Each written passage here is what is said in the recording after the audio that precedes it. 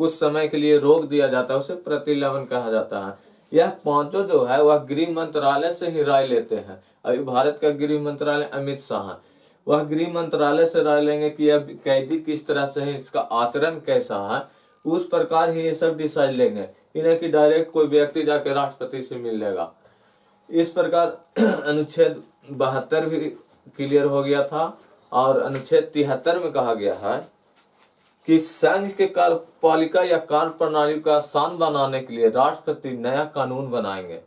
संघ के कार्यपालिका या कार्य प्रणाली को साधारण बनाने के लिए राष्ट्रपति कानून बनाएंगे। और अनुच्छेद 74 में कहा गया है कि राष्ट्रपति को सलाह देने के लिए एक मंत्री परिषद का गठन किया जाएगा। उसका अध्यक्ष प्रधानमंत्री होगा। यदि कोई व्यक्ति आपको से पूछता है किस संविधान के किस अनुच्छेद में प्रधानमंत्री की चर्चा है, तो अनुच्छेद 74 में यह चर्चा है कि राष्ट्रपति को सलाह देने के लिए एक मंत्री परिषद का गठन किया जाएगा। उस मंत्री परिषद का गठन में अध्यक्ष के रूप में प्रधानमंत्री रहेंगे। इसलिए अनुच्छेद 74 में ही प्रधानमंत्री की चर्चा है, इसलिए इनका प्रधानमंत्री का एक अनुच्छेद कह दिया गया है। और अनुच्छेद 75 में कहा गया है कि अन्य मंत्रियों की चर्चा है, इसमें कोई भी मंत्री की चर्चा किया जाता है। इसमें अन्य मंत्री की चर्चा की बात कहा गया है। इसमें कोई भी व्यक्ति आम पब्लिक भी मंत्री बन सकता है। यदि वह कोई भी व्यक्ति मंत्री बन जाएगा, उसे 6 महीना के अंदर चाहे लोकसभा या राज्यसभा का अध्यक्ष सदस्य बनना अनिवार्य है, नहीं तो उसे मंत्री से हटा दिया जाएगा।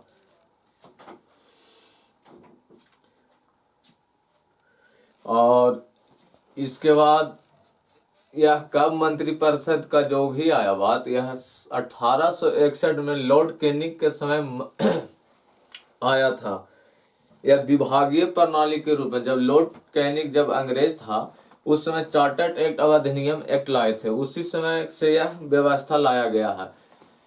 इसलिए मंत्री परिषद के हर विभाग को अलग अलग विभागीय प्रणाली के रूप में बांट दिया जाता था। उसी के देखकर अनुच्छेद 74 में मंत्री परिषद का गठन किया गया है। और मंत्री परिषद के गठन करने के बाद अन्य मंत्रियों का गठन किया गया है, उसका अध्यक्ष भी प्रधानमंत्री ही होंगे। और अनुच्छेद इसमें थोड़ा मंत्री परिषद कई प्रकार के होते हैं। इसके सबसे पहले आपको बताते हैं कैबिनेट मंत्री। कैबिनेट मंत्री का मतलब होता है कि कोई भी मंत्री कोई भी विभाग का एक हेड मंत्री होगा। जैसे रेलवे हो गया, रेलवे का एक कैबिनेट मंत्री होगा, वह सारा चीज रेलवे में ही देखेगा कि उसका एक हेड वही होगा। उसके बाद स्वास्थ्य मंत्री वह पूरा होंगे, वह एक हेड के रूप में काम करेंगे। उसके बाद आता है एक राजमंत्री उससे नीचे होता है। राजमंत्री के काम क्या है कि उससे कैबिनेट मंत्री के साथ मिलकर काम करे। यदि कैबिनेट मंत्री यहाँ नहीं है तो वह राजमंत्री ही उस काम को करते हैं। उसे स्वतंत्र प्रभार भी कहा जाता है, राज स्वतंत्र प्रभार। क्योंकि जिस काम को कैबिनेट मंत्री भी करता था, जब वह कैबिनेट मंत्री नहीं रहे तो उसके बाद वह राज्य मंत्री जो है, वह राज्य मंत्री का मतलब वो नहीं समझे कि हर राज्य का एक राज्य मंत्री होगा, वो नहीं, हर विभाग का एक राज्य मंत्री होता है। जैसे बिहार राज्य का यहाँ बात नहीं हो रहा है, यूपी राज्य की बात नहीं हो रहा है, यहाँ पे राज्य मंत्री की बात हो रहा है। कैबिनेट मंत्री जो होता है हेड होता है, जिसे मुख्य रूप से कहा जाता है कि गृह मंत्री अभी कौन है, अमित शाह गृह मंत्री का कैबिनेट मंत्री है।